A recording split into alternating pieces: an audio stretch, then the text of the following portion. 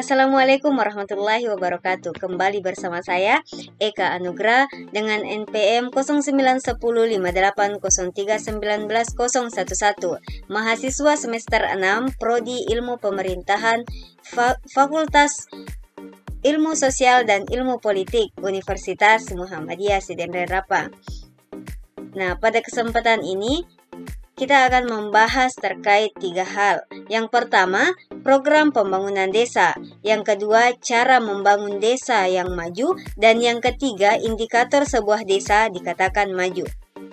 Pembahasan pertama yaitu program pembangunan desa, di mana berdasarkan Undang-Undang Nomor 6 Tahun 2014 tentang desa pasal 78 ayat 1, pembangunan desa yaitu yang pertama, program pembangunan, pengembangan dan pemeliharaan sarana dan prasarana lingkungan, di mana program ini merupakan yang menyangkut lingkungan sekitar desa seperti jalan desa, saluran irigasi, drainase dan sarana prasarana lingkungan lainnya.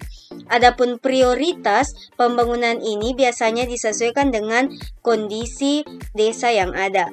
Berikutnya, pengadaan, pembangunan, pengembangan, dan pemeliharaan sarana ekonomi, di mana program ini bertujuan untuk meningkatkan sarana perekonomian, baik untuk masyarakat maupun pemerintah desa.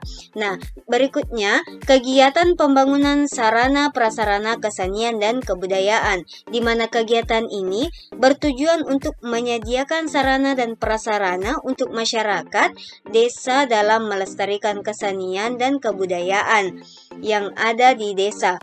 Nah, selain itu juga dapat membantu masyarakat dalam membantu mengembangkan kreativitas masyarakat dalam bidang seni dan budaya.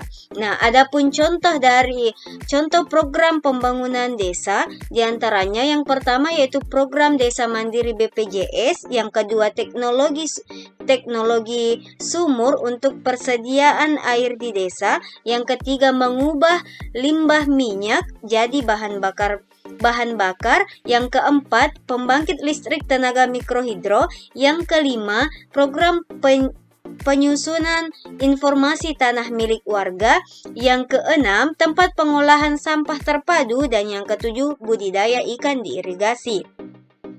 Nah, pembahasan yang kedua yakni cara membangun desa yang maju. Nah, apa saja sih cara membangun desa yang maju? Di antaranya yang pertama, Prukades. Nah, Prukades merupakan program penerapan produk unggulan kawasan pedesaan, di mana program ini bertujuan untuk menciptakan produk unggulan yang diperoleh dari sumber daya desa tersebut. Dengan begitu, Prukades akan mendorong perekonomian suatu desa dalam kluster yang lebih produktif. Nah, melalui program ini ada insentif khusus agar desa dapat lebih fokus untuk mengembangkan berbagai produk unggulannya. Yang kedua yaitu pembangunan embung. Embung sendiri adalah penampungan air yang mempunyai skala besar. Berdasarkan pada data dari Kemendes, sebagian besar desa mengalami sulitnya ketersediaan infrastruktur untuk mengairi sawah. Nah, yang ketiga, pembentukan BUMDes atau Badan Usaha Milik Desa. Nah, program yang merupakan singkatan dari Badan Usaha Milik Desa ini menjadi salah satu hal yang diharapkan mampu menjadi motor yang menggerakkan ekonomi desa. BUMDes atau Badan Usaha Milik Desa dikelola dengan mengutamakan keunggulan dari suatu desa. Yang keempat, pembangunan sarana olahraga, di mana program ini dapat menggali potensi dari pemuda agar bisa lebih aktif untuk membangun desa. Nah, adapun cara yang terakhir yaitu hal lain yang harus diperhatikan untuk desa yang agar lebih maju. Di antaranya yang pertama mengawasi kepemimpinan desa, yang kedua awasi pemerintahan desa, yang ketiga awasi pendamping desa, dan yang keempat awasi korupsi di desa. Nah, berikutnya pembahasan yang terakhir atau yang ketiga yaitu terkait dengan indikator sebuah desa dikatakan maju. Yang pertama, indikator pertama yakni infrastruktur desa yang baik, di mana dilihat dari infrastruktur pedesaan itu sendiri, terutamanya di akses jalan di sekitar desa.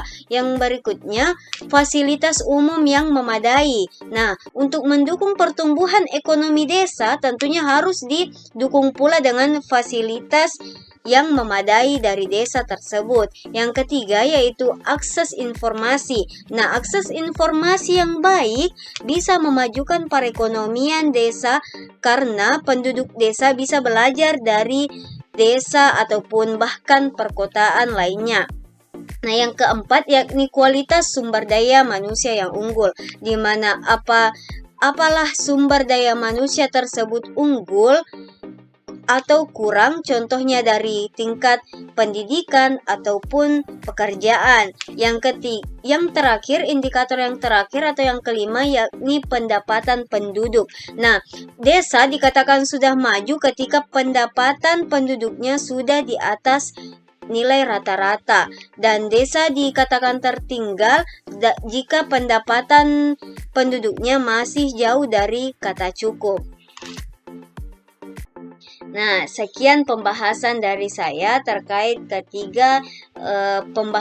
ketiga pokok pembahasan kita pada kesempatan ini. Billahi fisabilil haq fastabiqul khairat. Assalamualaikum warahmatullahi wabarakatuh.